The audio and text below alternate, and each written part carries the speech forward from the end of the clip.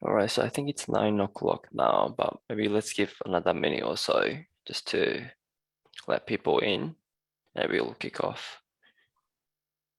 Sure. Yeah, thank you.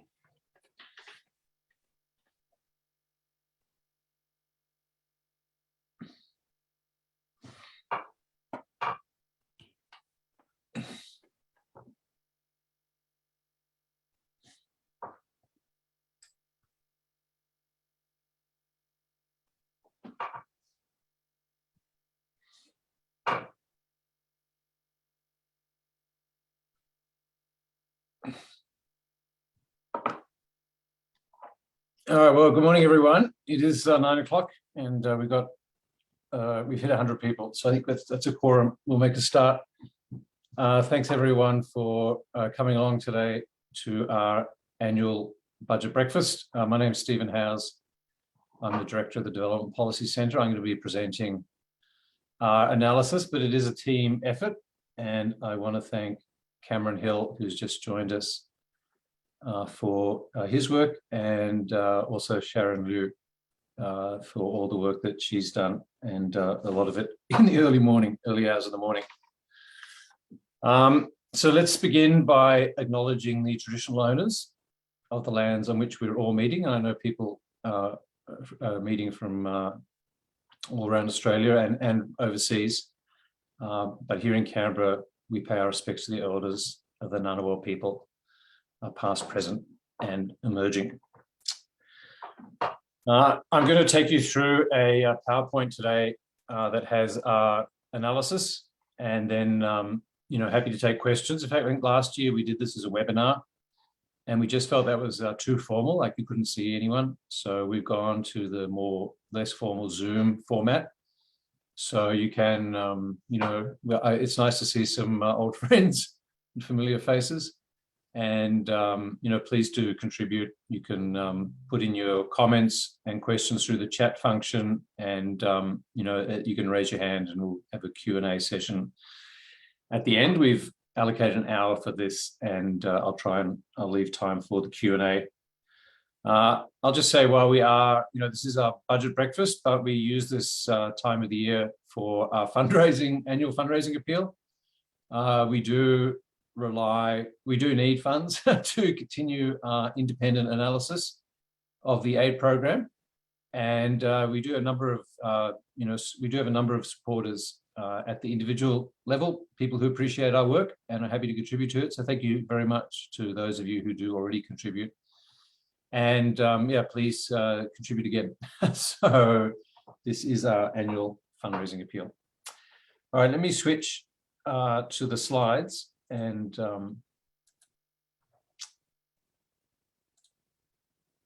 get started.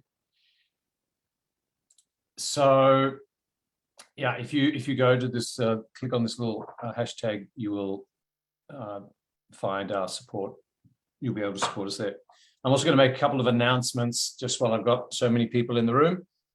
Some upcoming events. We actually have an event next week with Alan Bird, who's a Member of Parliament from Papua New Guinea, who's visiting, and he's going to be talking about making decentralisation work in PNG. So that'll be very interesting. We are returning to in-person seminars, but these events are also live streamed, so you can also participate online. And actually, on the same day in the evening, we're having a series of speakers who we're bringing back, the keynote speakers from our annual aid conferences. And on Tuesday, we have Dr. Donald Karbaruka, who's the chair of the board of the Global Fund, and he's going to talk about rethinking global health security. So I think that'll be a really timely and important event. So these are all up on our website if you want more details. And then we've got a bunch of other events I'm just going to run through. We have a workshop on seasonal work, looking at country experience, on Wednesday, April the 20th. We're hoping with ACFID and the IDCC to organise a series of aid election fora with the different parties. We're still sort of getting confirmations of that, but watch out for those in April.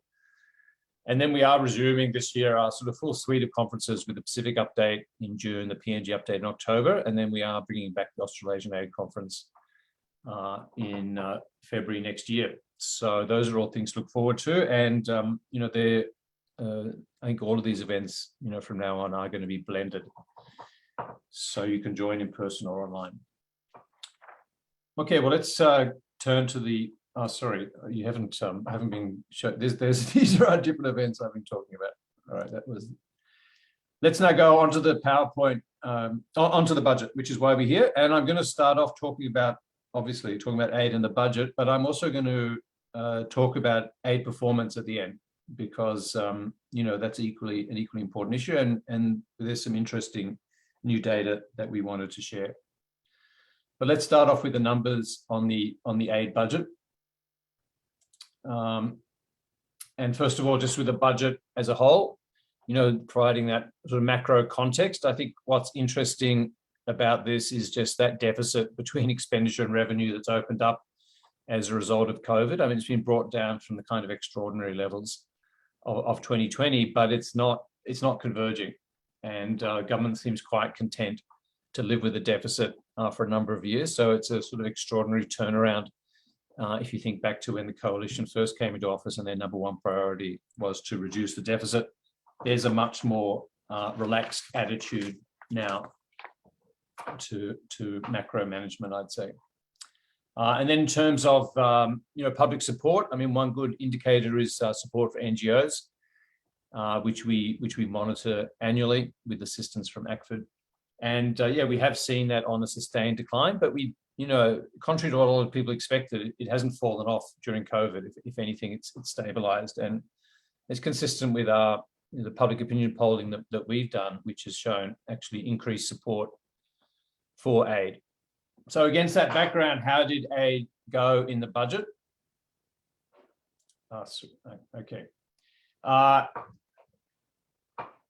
Yeah, how did aid go in the budget? This graph kind of says it all. I know it's a bit complicated, but I think this graph tries to summarize what happened to aid in the budget. It's all adjusted for inflation in 22-23 numbers, 22-23 prices.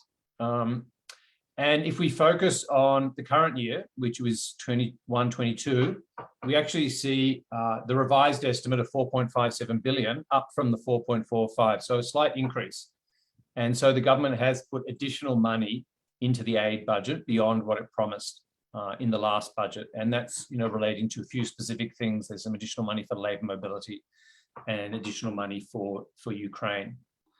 So it's a slight win for this year, but then the real win is in the budget year, which is 22-23, where the government had been projecting a cut in the forward estimates as those temporary measures came to an end. But the temporary measures have actually been replenished, increased by a year. And so that's prevented that cut from occurring. And so in 22-23, we actually see it's a very marginal decrease, but overall we'd say the budget's holding steady once adjusted for inflation. So yeah, that's why the budget is good news in the short term. You know, there is no cut to aid, but then you could equally look at it in the long term. And, you know, then it's because those temporary measures are only being extended by a year, you know, the cut's just been pushed off by another year. And in the later years of the forward estimates, we don't see any difference from what was predicted in the last year. We do see the reintroduction of indexation, which was actually promised back in 2013, finally being done. But that doesn't really come into full force until the very outer years of forward estimates. And, you know, that's because that indexation doesn't apply to those temporary measures. You know, they're being unwound. They're not being indexed at all. And also, I think, you know, inflation is actually above what was used as the indexation factor. You know, obviously the budget process takes a long time, and inflation's caught people by surprise. So as it turns out, it's not actually full indexation. So it's partial indexation, not of the entire amount. And that's why you get these declines until 24-25, where it finally stabilizes, adjusting for inflation. Yeah, so that's the kernel of our analysis. You can read the budget in two ways. It's good in the short term. It's not so good in the long term, or in fact, you know, I think the medium term. you could say. So just then stepping back from that analysis and putting it in a longer term time context, this is the aid trajectory under the coalition. So since the coalition came to power, again, adjusting for inflation, so putting it in today's prices. So in today's prices, the coalition inherited an aid budget of around 6 billion. And, there was that massive cut. In 2015, we went down to 5. And since then, it's slowly sort of gone down to 4.5, which is where we are now. And it's going to go down and get down to 4 in around 2025. And then if we take a even longer term view, we see, this is right back for as long as we have data back to the 60s, the big scale up of aid, and then it's the unwinding of that scale up. And now, we're going to head back to around 2003, 2004 levels of aid, which is sort of just around when the first scale up began. We always show this, pay attention to ODA GNI, because that is the traditional indicator of aid generosity, and it's the way we compare aid across countries. And I think this budget was very significant because we have actually hit this 0.2 ODA to GNI. In fact, the number that came from DFAT was 0.22, but I think there's actually a very high. Although we're measuring against GNI, the government doesn't release separate data for GNI, so we just assume GDP and GNI track together. And there was a very high number for nominal GDP growth, which I guess reflects high commodity prices and a sort of bounce back from COVID recession or the COVID downturn. So yeah, with that high growth in the denominator and not a lot of aid growth, we're actually getting to that 0.2 that we've talked about for a while, the 0.2 club, not a club that you want to be part of. So that is, and it's not something now for the future. It's not even next year. It's actually right now, this year. The best estimate is that right now we are at 0.2% of GNI. In terms of aid rankings, I mean, I think we've been over this before, so I'm not going to labor this point. I just want to say, I know the issue came up with Senate estimates. Does the aid ranking really change if you only look at grants? Because our aid program is a grant program. Other countries have mixed grant loan programs, and I mean the basic answer is no, or marginally. We do swap with Japan because Japan is very loan dependent. So if you only look at grants, yeah, we'll go up one place, but yeah, we're definitely right down the bottom of the list. And we also monitor aid as a share of total expenditure. And yeah, this is a pretty familiar graph, but we are getting down. We're down about 0.7% now of total expenditure, and we're going to get down to 0.6%.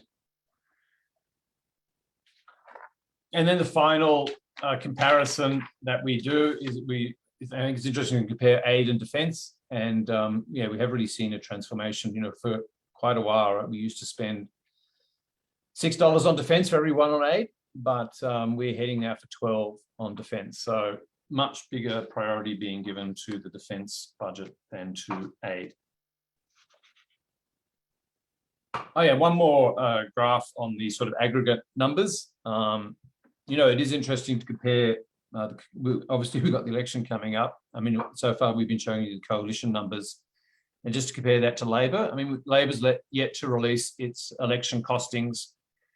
But in the last election, they did put in a costing for aid, and they've kept the same platform in there, as the same policy in their party platform. So I guess it's reasonable to assume they'll do that again.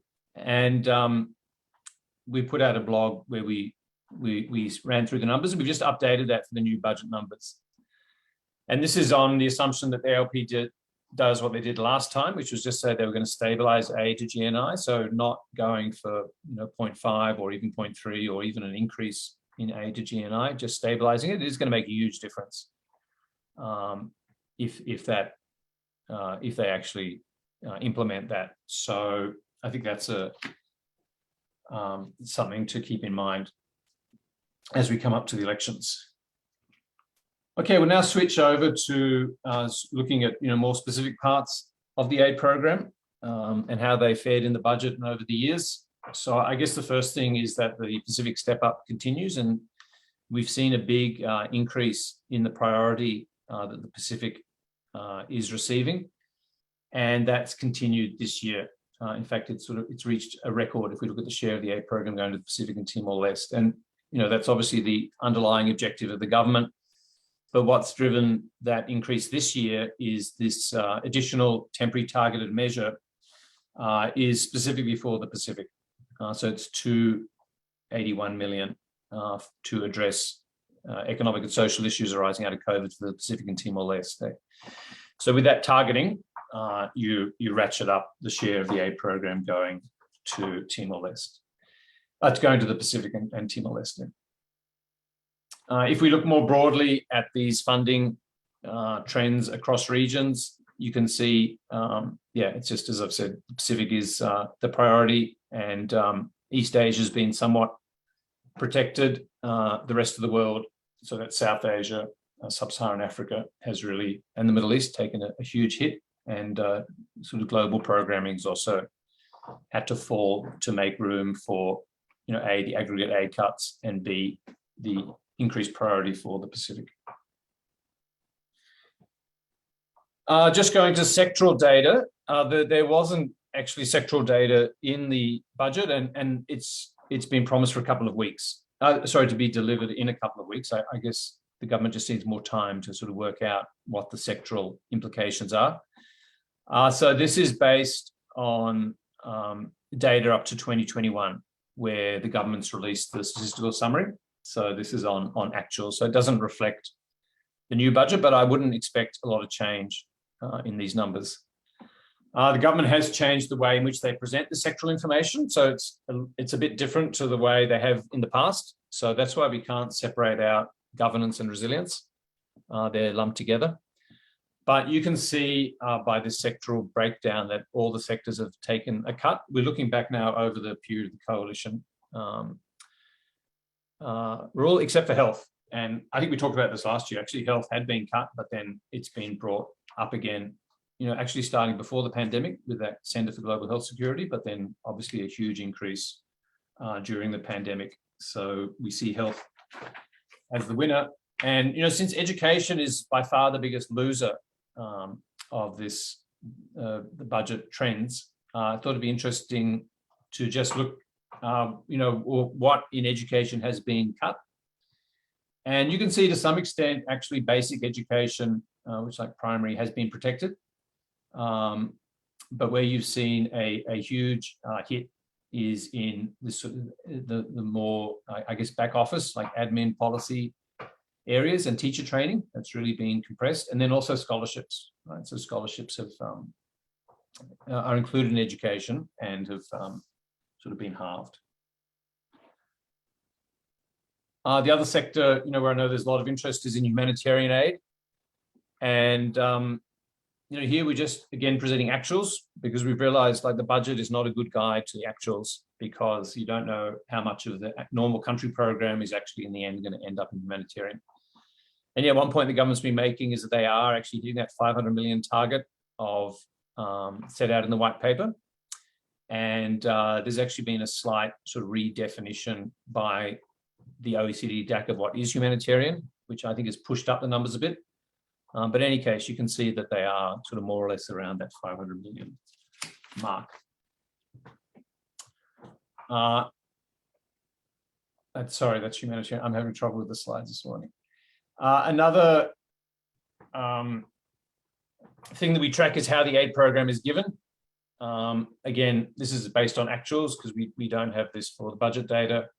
Yeah, this is a consistent trend towards the multilaterals and to commercial suppliers or aid contractors. That's something we talked about before. What I want to highlight today as sort of new is this, just to look at this here, this developing countries. So just to single that out, That's partner governments, right? Yeah, we do see a big increase in the share of the aid program going to partner governments. It's still less than 10% of the aid program, right? So it's not the dominant mode, but it's bigger than it was in 2013, and it's much bigger than it was pre-pandemic. It's sort of tripled. So that's pretty interesting. And what's driving that? I think, what's driving that is the COVID response, that those temporary measures, you need to get the money out the door quickly. And, so writing a check for government is one way to get it out quickly. So this is actually budget support, right? This is not just, giving the money to governments to do in some sort of investment project, but it's actually giving it to them as a check. Sometimes earmarked budget support, but often unearmarked. And I think it makes a lot of sense, right? Especially in a crisis situation, but perhaps more generally, perhaps this is something for us to think about going forward. So if you just look at, this is just the budget support, and only for the Pacific, but this support has been concentrated in the Pacific. And this is just grant-based. There have been some additional, major loans to PNG and to Indonesia, but these are the grants. And you can see that, we have some significant amounts of money and a significant share of the total aid program. It's like 44% for Fiji, 40% for Vanuatu. So this is quite a notable shift in emphasis. And as I'll mention shortly, our hunch is that the new additional year of temporary targeted measures for the Pacific, a lot of that is going to go in budget support again. So I guess one of the questions is this a sort of a blip that we're just going to see for a couple of years, or is this something that it might be a permanent shift? I think that'll be a very interesting discussion to have. Yeah, so moving on to major budget initiatives. I've already started talking about this additional temporary targeted measure, which is just focused on Pacific and Timor-Leste. It's 285 million ODA next year and then 30 million the year following. And, if we look at the budget support for 2021, it's 242 million. So as I said, this is not based on any official guidance, but when you look at the numbers and you think about the need to spend that money and what the government's been doing in the past, you come to the conclusion, well, it's going to be another round of budget support for Pacific governments. Then there are some other measures not related to the Pacific. There's additional funding for Ukraine. That's actually for this year. So I guess next year the government's either hoping the crisis is resolved or it'll be funded through the regular humanitarian budget. I'll come to COVAX in a minute, but there is an additional allocation of funding support for the Global Vaccine Initiative. CEPI, which has this very long name, but I think is the Coalition for Epidemic Preparedness Innovations, and is meant to be a response to all pandemics, not just to COVID. Yeah, we've really ramped up our support. We've gone from 12 million to 100 million. Half of it's ODA, but it's a huge increase, and I guess it's related in part to the fact that I think Jane Holton, who's a former Secretary of Health, is the chair of CEPI, so no doubt did some good lobbying. But yeah, I think it's a very positive move. If we think that pandemics are going to be, this is not a one-off. COVID's not a one-off. So that was announced before the budget, but was, I guess, clarified in the budget. There's a new Southeast Asia Gender Initiative, which is 300 million over 5 years. So I guess sort of matching the Pacific, what's seen as a very successful Pacific Gender Initiative going into its second phase. We're now going to see that in Southeast Asia. And then looking beyond ODA, the big announcement was an increase in the lending cap for the Australia Infrastructure Financing Facility for the Pacific. That lending cap has been 1.5 billion. It's now going to be 3 billion. I mean, commitments under the AIFFP are only, as I recall, about 700 or 800 million. So there's still, it's not as if they're at their cap, but I guess this is a statement of intent to continue lending through the AIFFP.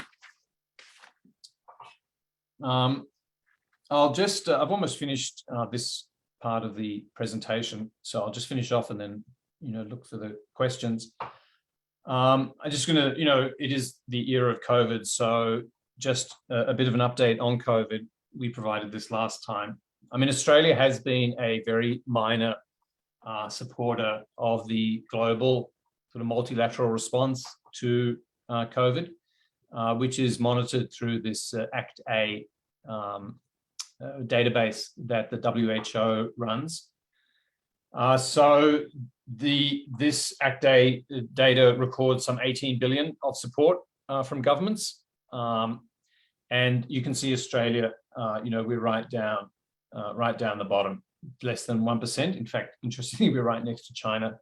And in fact, you'll see Australia and China have taken pretty similar responses to the pandemic.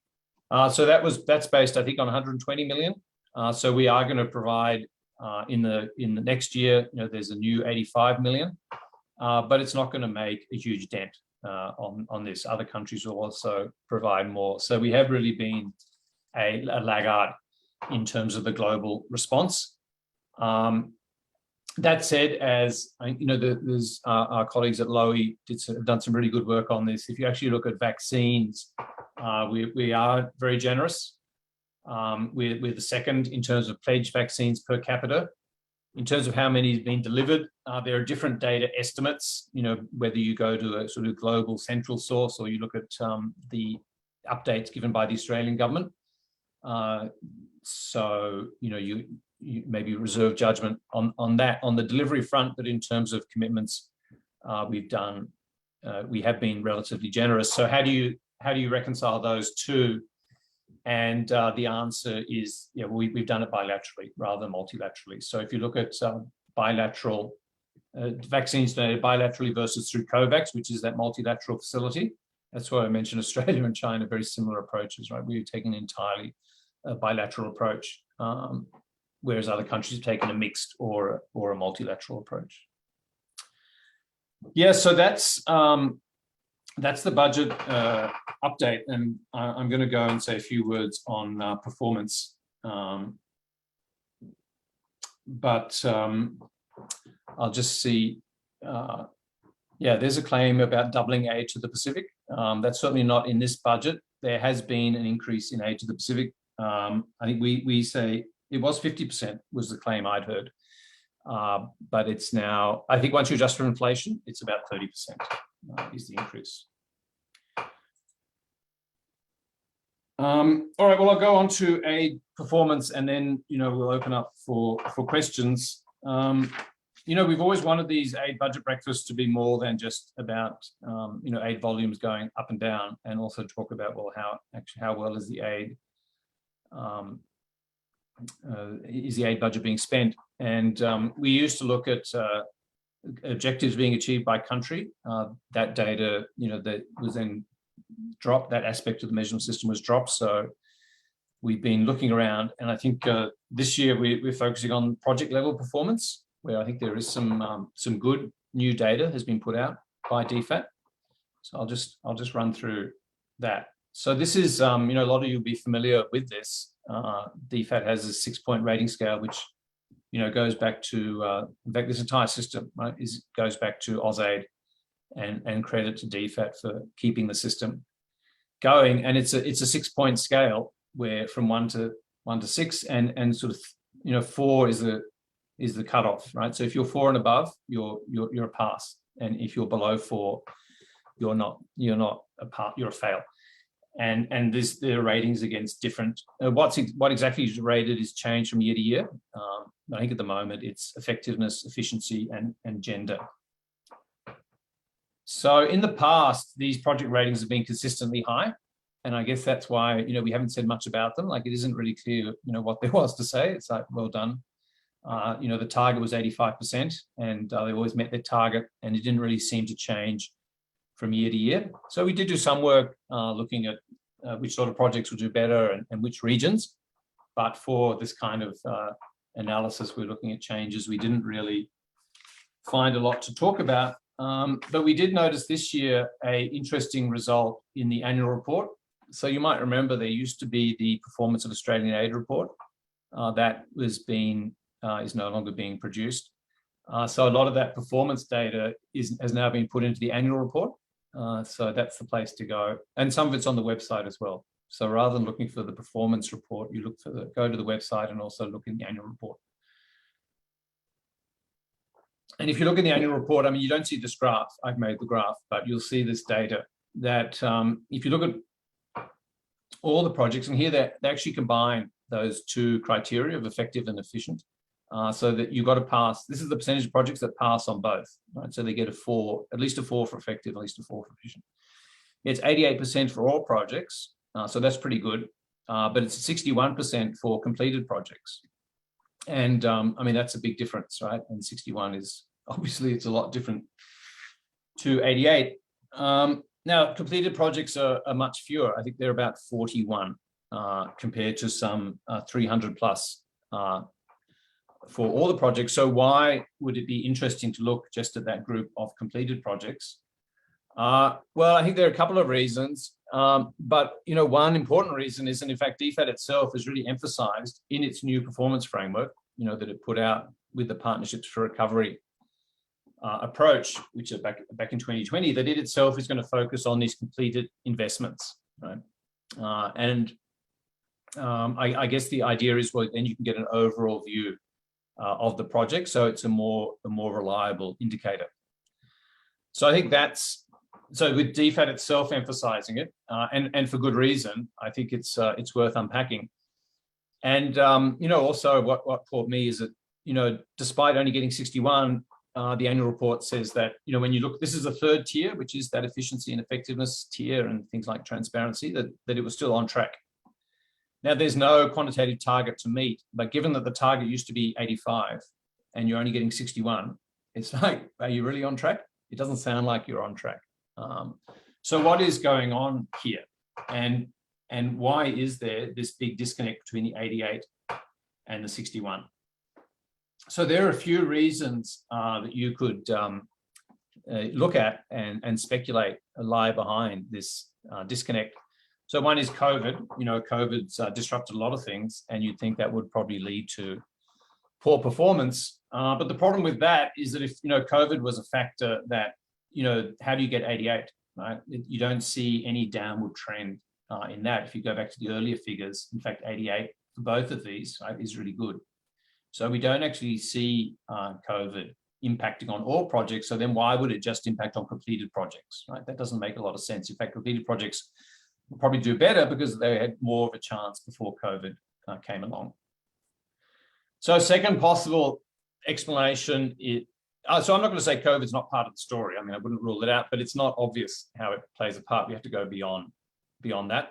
A second part would be just bad luck, right? It is a much smaller group of projects, and maybe they were just on average bad projects, right? Then they weren't representative of the 300 plus projects that DFAT has. And then the other possibility is that in fact a tougher standard is applied at the end of the project. So a project that was rated as satisfactory during its life, when it comes to the end of the life, people have a different look. Perhaps they apply slightly tougher criteria, and you get this downgrading. So we actually tried to dig into this, and I know there's a lot of text on this graph, but we actually tried to go down to the individual project level. And see which of these two factors really does explain it. So there are 41 of these final assessments, and we were able to find 34 because a lot of them are published in the country program reports that come out. So if it's not in the country program report, you won't find it, but we were able to find 34, which is pretty good out of 41. And then of those 34, we were able to match 32. So for 32, we could find the previous year's rating when it was rated as an ongoing project, right? And in fact, in most cases, it's just in the same report, so you can do the comparison quite easily. And so what did we find based on this matching? Well, we found that those 32 did have a lower pass rate, right? So it was 78 compared to the 89. So yeah, it is true that these projects that completed, just for whatever reason, did happen to be on average of lower quality. So in a sense, that's bad luck or that's noise. You have to keep that in mind if you want to use this to make an assessment of the overall portfolio. But there's still a big disconnect between the previous year's ongoing assessment and the current year's final assessment. And, just look at this, right? About of the 32 we could find, half of them were downgraded. Right? When they came to the final assessment, they downgraded half, and of that, it resulted in 7 were reclassified from being sort of pass or adequate projects to being a failed or inadequate interventions. So, I mean, just to put that in simpler language, for this year, we've done this actually for other years, but I'll just share it for this year. The disconnect is 1/3 sort of bad luck and 2/3 tougher ratings. And I think what's interesting on the tougher ratings is that there's actually a new rating process within DFAT that takes the final rating away from the project manager to a central unit within DFAT. So when the project's being assessed, it's ultimately up to the project manager or their boss to decide the rating. But now, for the final rating, the project manager prepares the draft, but it then goes to the central unit and they make the final decision. Anyway, this is a very laudable move, right? And it's quite similar to what the World Bank does. I mean, the World Bank is even more independent because it goes to their equivalent of ODE, the IEG. But anyway, at least you're taking it away from someone who's obviously very vested in that project. It does mean that you have much more credible ratings. So I think it makes a lot of sense for DFAT to put the emphasis on these completed projects, not only because they're there for a longer time, you've got more time to assess them, but because those ratings are a lot more credible. And I think it provides a solid basis for both reform and research. I think, on the reform front, you do have to question whether a rating, I mean, what is a good enough rating? Perhaps 85 was too high as a target, but 61% does seem low. So what can be done to actually improve the performance of these aid interventions? But also provides a really good basis for research, and that's some research that we would hope to do to look at these different projects and try and work out, well, what makes the difference, what makes for a good aid intervention, and what makes for a poor one. Some of those traditional questions we can revisit. So I'll just close on that actually by going down to the individual intervention level, which we don't often do at this kind of event, but I think it is interesting. So, as I said, we found 34 of these final assessments, right, where we could actually find the ratings, and so we divided them up. These are interventions that closed in 21-22 and that were assessed. So of the 34, we could divide them up into 3 groups. So we have 5 that are, I mean, I've called them really good. This is meant to be gold, right? So these are kind of the gold star projects. It's not easy to get a 6, right? Even though it's a 6-point scale, there's only one intervention that gets a 6. So I think this, the Mumpu project, which I know actually I've had a PhD student look at this project. It seems like an excellent intervention for gender equity, working with feminist NGOs, women's groups in Indonesia. It's actually the only one where you see a 6 appear. So maybe it should get a prize for the best aid project for the year. But these are, you can see the other 4 are also get really, get at least 1 5, perhaps 2. Then you get this big bunch of 15 projects where they just get 4 4. That seems to be like, these are okay projects. They've had problems, but in the end they were worth it. And there's a range of interventions here from a range of regions, types of interventions, and I haven't shown the budget, but budgets also range. I mean, I will just mention we do see the PNG health capacity development intervention here, and anyone who knows what's been going on in the health sector in PNG, it's not a pretty story. So the fact that this has got actually a pass suggests to me that standards aren't unrealistically high. We're still seeing projects get through with a pass, which are obviously pretty troubled. So I don't think the standards are unrealistically high. But these are the 15 okay projects, and then we have 14, that are unsatisfactory. So they get at least, 14 unsatisfactory. They get at least 1 3. And in some cases, they're scored unsatisfactory for both effectiveness and efficiency. There are slightly more Pacific projects in this category, which is consistent with our earlier analysis. But actually, the very worst project is also in Indonesia. So Indonesia has the best and the worst. This is the Indo-Beef project, which only got an effectiveness rating of 1. I mean, it is hard to find out detail about these projects. If you go to the Indo-Beef website, it comes across like a really good project doing good things. So it's obviously had some, serious problems. And I think that's an issue for DFAT to consider. If putting out this information, people are naturally going to ask questions, and it's not easy to find out the answers. But at the same time, yeah, I think it is it's great to have this data. It looks credible. And as I said, it's a good basis for further work. So yeah, just to wrap up, and then we can move to discussion. Going back to the aid budget, as I've said, it was good not to have an aid cut, but let's remember those cuts are still built into the forward estimates. We have seen over the last few years some interesting reshaping of the aid program, especially with that move to budget support. The question is whether it will be temporary, like the temporary measures, or whether that'll be a permanent change. And then, as I've been discussing, there's good new performance data now available, but it is data that raises a lot of questions and deserves further analysis.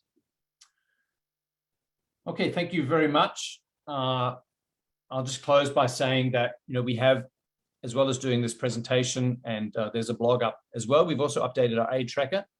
So if you're interested in, going through some of the numbers, and especially if you want more information at the country level, it is all up there on the aid tracker. So please do check that out.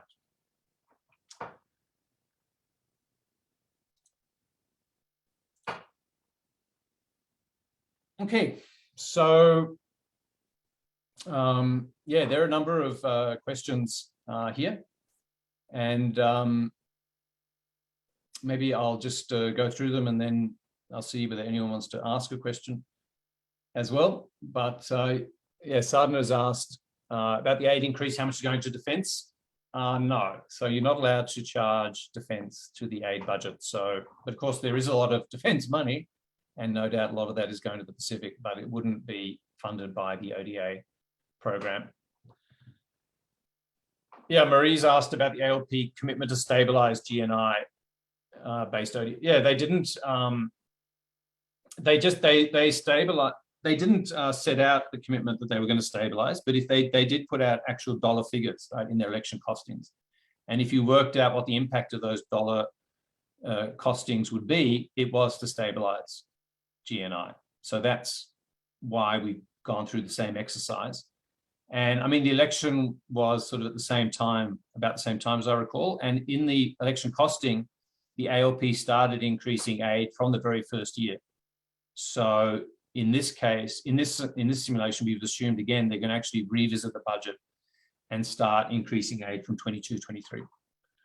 Of course, we'll wait and see what's in the election costings, but that's our, I guess, our sort of starting point. Is just if they repeat what they did last time, this is what we'd expect. And it is interesting that it does make such a big difference.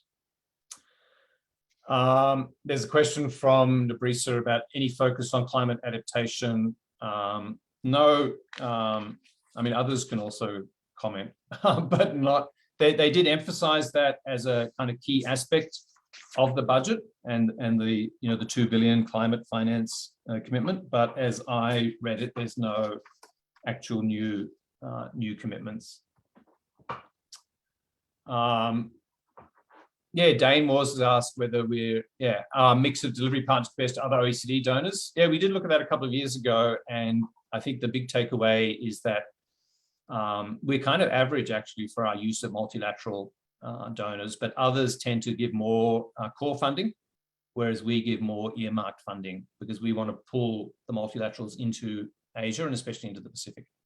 So I think that's the big difference when it comes to multilaterals. Yeah, commercial suppliers, I'm not so sure about. I know practices vary a lot from country to country, but that's a good question that we can look into. Yeah, there's a bunch of questions about the performance data. But before I get to that, yeah, question about ANCP funding. I think there's a really marginal increase in ANCP funding by about $2 million. So kind of it's being sort of held constant in real terms. There's a lot in the budget which is just sort of held constant from what was in the previous years. And Richard's asked about AIFFP. No decisions been made yet on the grants. So I'm not sure whether that's because they figure, because you remember last time, yeah, when they first announced AIFFP, it was 1.5 billion loans and 500 million grants. And yeah, last night, all they said was the 1.5 billion just lifted to 3 billion. It's like an authorization, right? It's not that they've got those loans, they're going to make those loans, or they've got them already lined up. It's just they have that capacity. But yeah, the government shows no interest in, I mean, those loans are not eligible as ODA, even though they are very cheap, right? Because they don't have that element of concessionality. And if you mix it with the grant, it's just, well, the grant becomes the ODA. So it still doesn't make that loan eligible.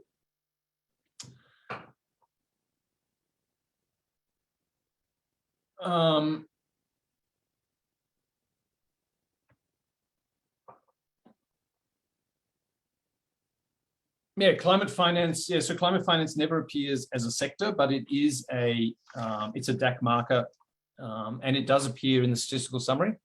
So you can see it there. You know, yeah, we've written, and especially Terence has written about how those numbers are calculated and whether they're credible. There is a debate about that, and it'd definitely be good to get some more discussion on that and a more detailed look at the data.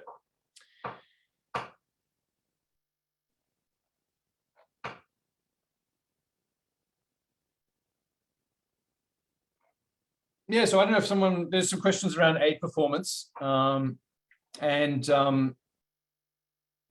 the projects weren't closed, Sarah, because they were performing poorly. Maybe they were. I mean, like you mean closed prematurely. That's a good, interesting question, actually. See, there's very little information about these projects. So yeah, that's a good, maybe some of them were, and we'll look into that. Some of them, we do have the time period, and some of them are very long projects, like up to 10 years. So I wouldn't say that was the dominant thing, but that's a good point to look, that we'll look into.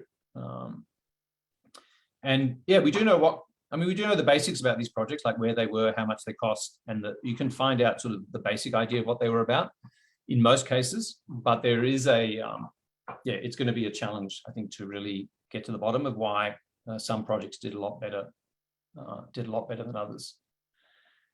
And yeah, whether successful projects get extended and therefore not completed yet. Actually, we've done this analysis, this matching analysis. We've done it for about, I think, right back to like 2017. No, we've done it right back to 2015. We have a long time series of this data. And it actually goes up and down. So there's no consistent pattern. I think it's just a small sample of the total portfolio. So it is sort of a matter of luck. Sometimes you're going to have a bunch of good projects coming to a close. Sometimes there's going to be a bunch of, less good projects. I think that's it, rather than the good projects sort of never coming to an end. I think even good projects come to an end at some point. But yeah, if others are interested in this analysis, I think it'd be there's a lot of work that we can do at that individual intervention level.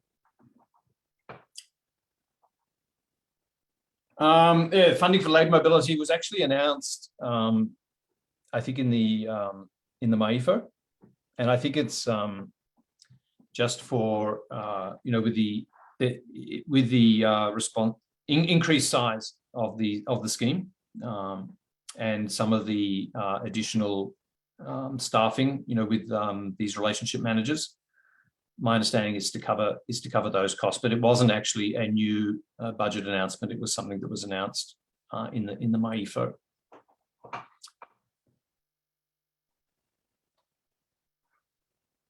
Yeah, does anybody want to actually ask a question? Have we got any hands? Or make a comment? That would be even better. Or answer one of the questions that I haven't yet answered.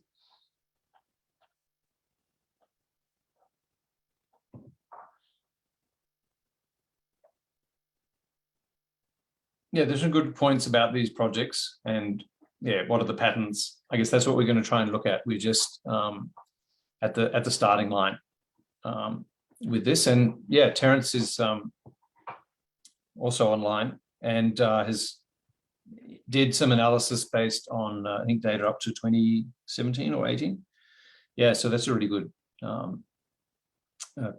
starting point. And I think he found larger projects perform better, and yeah, projects in the Pacific don't do as well.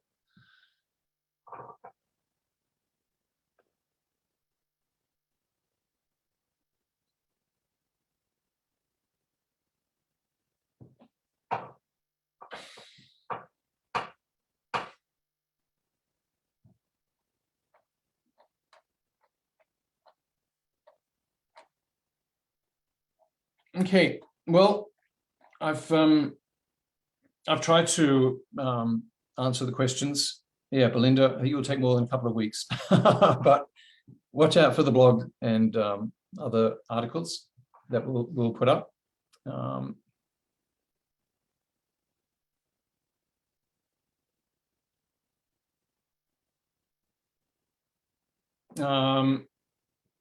ODA funding. There is data down to the country level, even all the Pacific countries. It is interesting that we're still, they mentioned we're still providing aid to Palau. Palau is no longer eligible to receive ODA. So if you give aid to Palau, you can't count it in your ODA budget.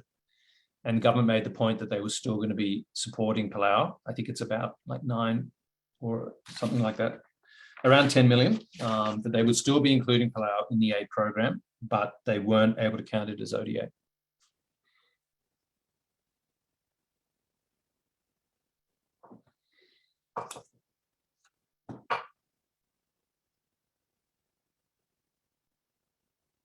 Yeah, and New Zealand, Terence always looks into the New Zealand budget. So yeah, watch out for the blog for Terence's analysis of New Zealand ODA when it comes out.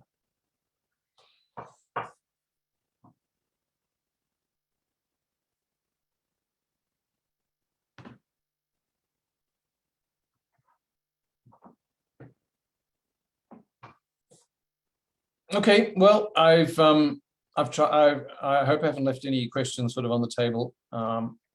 Please get in touch with me if I have. And thanks again, everyone, for coming along. And thanks again to my colleagues who have put in a lot of work into the small hours of the morning to make this presentation possible. And do also check out our blog and the aid tracker. And we'll put up this PowerPoint as a link at the bottom of the blog, so you can find it there. All right, thanks everyone. Have a great day.